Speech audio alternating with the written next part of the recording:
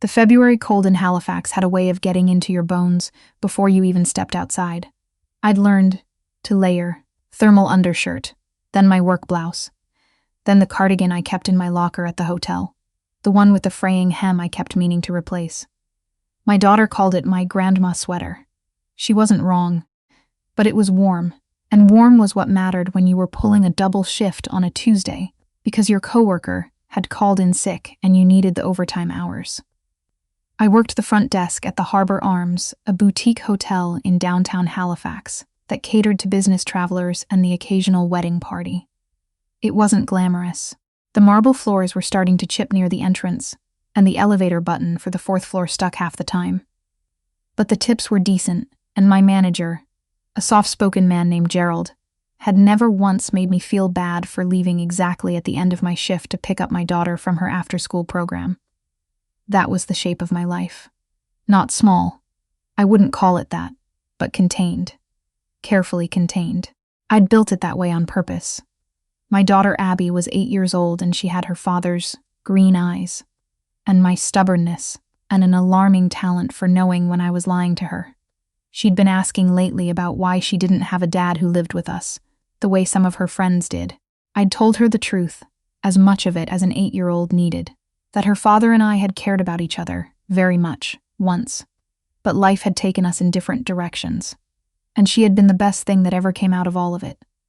What I hadn't told her was that her father didn't know she existed. What I hadn't told her, hadn't told anyone, really, was that I had tried to reach him, once, just once, 3 months after I'd found out I was pregnant. I'd sent a message through a mutual friend. No response. His number had changed. And then the news came, through that same mutual friend, that he'd gone overseas. Something to do with work. No forwarding address, no word, nothing. I'd taken that silence as my answer, and I'd built my life around it. The afternoon he walked into the Harbor Arms, I was standing behind the front desk, trying to coax the reservation software into cooperating. It had a habit of freezing when you were mid-booking, which was exactly what it was doing now, while a very patient older gentleman waited on the other side of the counter. "I'm so sorry about this," I said, clicking rapidly. "Our system is. Take your time." I heard the main doors open behind him. February air swept through the lobby, cold and sharp. I didn't look up. I was still clicking. Then Gerald appeared at my elbow. Gerald never appeared at my elbow mid-shift. Gerald stayed in his office and communicated primarily by email. "Nora," he said quietly. "The Ashworth Group." The name meant nothing to me. I glanced up, smile already in place, and then I stopped. There were 4 of them. 3 I didn't recognize. 2 men in dark wool coats flanking a woman in a gray blazer who was looking at her phone. And then the 4th. He was talking to someone beside him, head turned slightly, so I had a half second before he noticed me. Half a second to take in the fact that he was here, in Halifax, in my hotel, in my Tuesday afternoon, after 7 years of nothing. His name was Patrick Ashworth. He was 34 years old. The last time I'd seen him, he'd been 27, wearing a borrowed suit at his cousin's wedding, laughing too loud at his own joke, and looking at me like I was something he'd been trying to find for a long time. I had no idea what he was now. He turned. For a moment, neither of us moved. I watched his face go through something complicated. Recognition, surprise, and then something I couldn't read at all. He'd changed. The easy looseness I remembered was gone. He stood differently, held himself differently. The 3 people with him had clearly deferred to him on the walk across the lobby, that subtle gravitational thing where everyone else adjusts their pace to one person. "I'll take over here," I said quietly to Gerald, and I didn't wait for his answer. I fixed my expression into something professional. My hands were perfectly still on the keyboard. I had spent 8 years getting very good at not showing what I felt. "Welcome to the Harbor Arms," I said. "Checking in?" He stepped forward, and the woman with the phone moved aside. "We are." His voice was the same. Lower, maybe, but the same. "Reservation under Ashworth. 6 rooms." I pulled up the reservation, typed his name, felt the strange unreality of it, his name appearing on my screens, my hotel, on an ordinary Tuesday. "Here we are," I kept my eyes on the monitor. "Mr. Ashworth, you're in the Harbor Suite on the 5th floor. Your team is on 4 and 5. I started pulling keycards. Breakfast runs from 6:30 to 10 in the dining room. The fitness center is on the second floor. Is there anything? Nora? My hands stilled. How long have you been in Halifax? I looked up. His eyes were the same green they'd always been, only now they had something careful in them, something measuring. A while, I said. One of his colleagues said something to him quietly. He didn't look away from me. I'll be up in a few minutes, he said to them, and they moved toward the elevators without question. We were nearly alone in the lobby. The older gentleman with the frozen reservation had somehow been helped by a colleague while I wasn't paying attention. The concierge desk was quiet. You look, he stopped.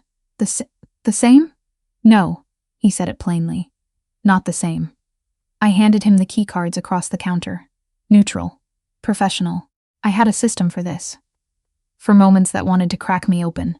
You just stayed very, very still inside them. How long are you in town? I asked, because it was the right hotel question. 3 days. Maybe 4. He turned the key card over in his hand. We're doing an assessment, a property on the waterfront. My company is considering acquiring it. I nodded like this was completely ordinary information. If you need restaurant recommendations, the concierge can help, I said. We also have a business center on the second floor if your team needs. I didn't know you were here, he said. Something tightened in my chest. Why would you? He looked at me for a long moment. I came back, he said. 2, Vancouver. 3 years ago. I went back to find you. The lobby hummed around us. Someone was rolling a luggage cart across the marble. Outside, a taxi pulled up. I'd moved, I said. I know. No one knew where. I held his gaze and I did not apologize for that. He nodded slowly, like he'd expected exactly this. He picked up his key cards. Dinner, he said. I'm not asking to. He exhaled. Would you have dinner with me? Just to talk. I work until 7. 7:30, he said. The restaurant here, if that's easier. I should have said no. I knew, even then, that I should have said no. But there was something in his face. Not entitlement, not the assumption that I would. Just a kind of careful asking, like he understood I had every right to refuse. 7:30, I heard myself say.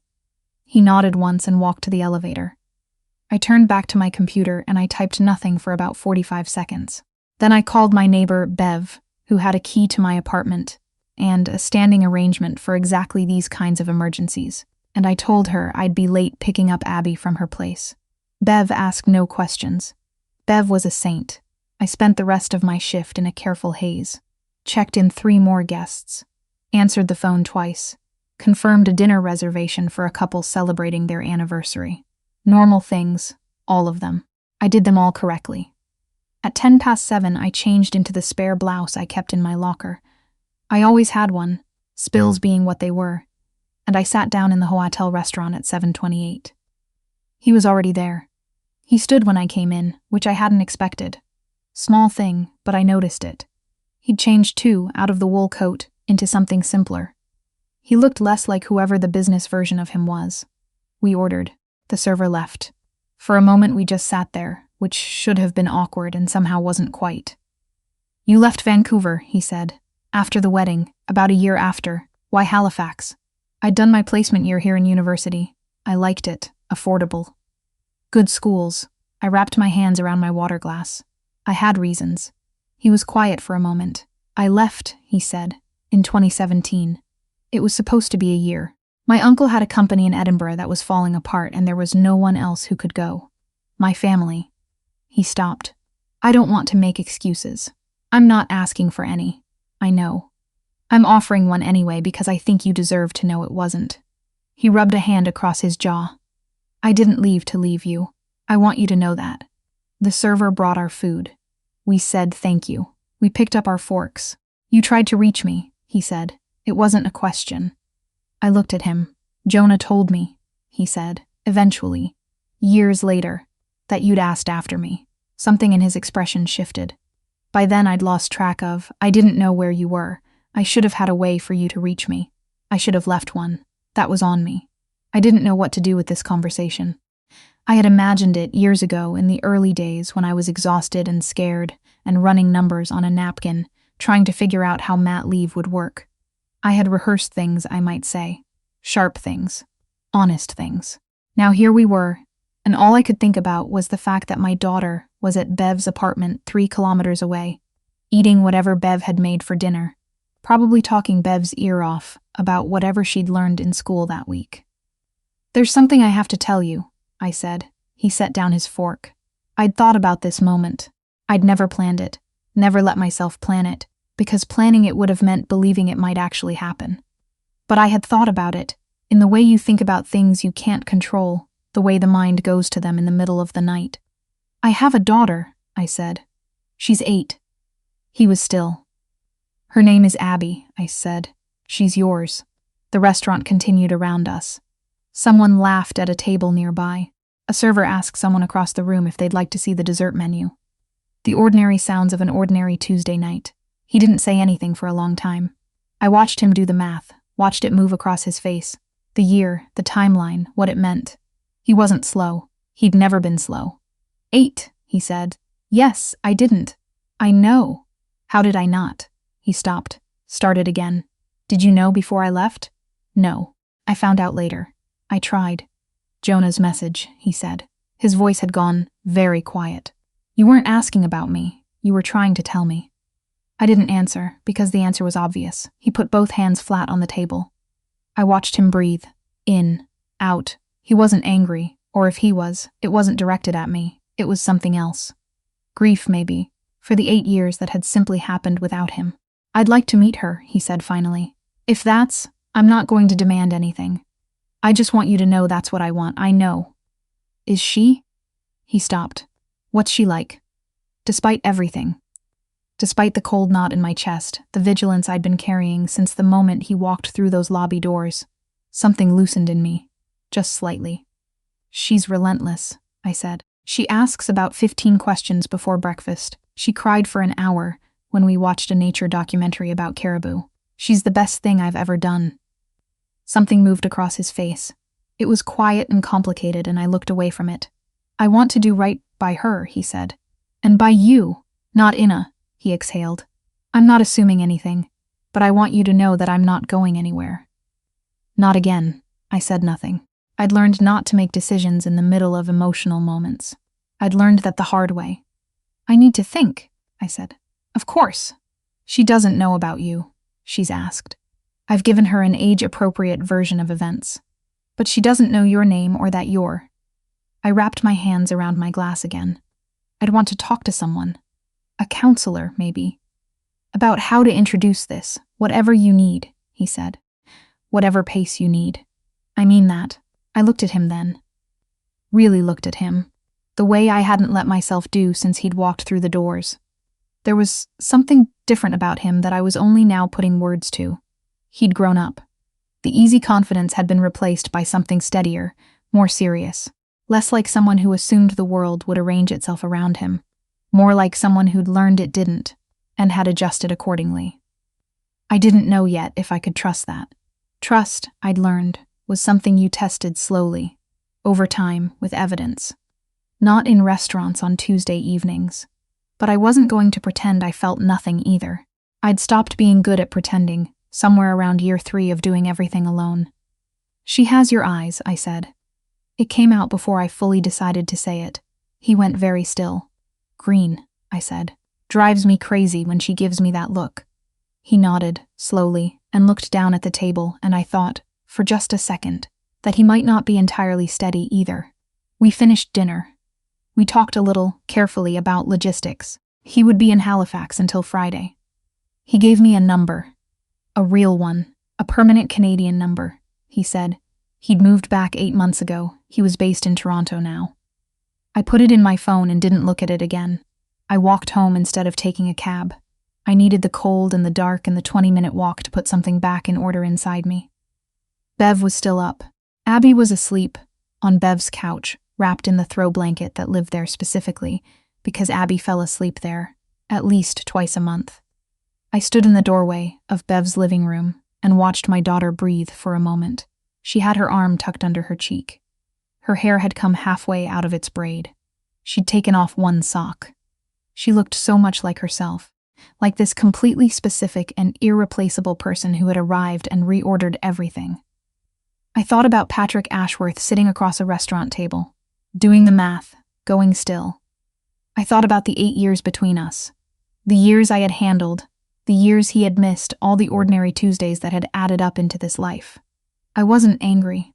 I'd finished being angry a long time ago, around the time Abby started walking and became too consuming and wonderful for me to spend much energy on anything else. What I felt now was something more complicated. Cautious, uncertain in a way that felt almost unfamiliar because I'd gotten so used to being certain about everything, having to be. Bev appeared at my shoulder with a cup of tea, the way Bev always did. "You okay?" she said. "I don't know yet," I said honestly. Bev nodded, the way Bev did when she understood that was a real answer. We stood there quietly for a minute, watching Abby sleep. "She asked me tonight," Bev said, "if dads were something you could get later. Like, not just when you were a baby." She'd been thinking about it. I closed my eyes. "What did you tell her?" "I told her sometimes. Yes." I opened my eyes and looked at my daughter. One sock, halfway out of her braid. That stubborn jaw, even in sleep. "She's going to have 100 questions," I said. "Of course she is," said Bev. "She's yours." I almost smiled at that. I carried Abby home through the cold Halifax night, her head against my shoulder. Heavier than she used to be, getting heavier every year. She didn't fully wake up. She made a small disgruntled sound when the cold air hit her face and burrowed further into me. "Almost home," I told her. She said. I held her a little tighter. I didn't know what was coming. I didn't know how any of this would go. The conversations, the introductions, the slow and careful work of figuring out what Patrick Ashworth's presence in our lives would look like, what it could be allowed to look like, what Abby would want when she understood what was happening. I only knew that I had spent 8 years choosing every next step with enormous care. I had built something real and solid and good. And I was not going to rush this, or let myself be swept up in the feeling of that restaurant, the green eyes, the careful asking. But I was also, and this was new.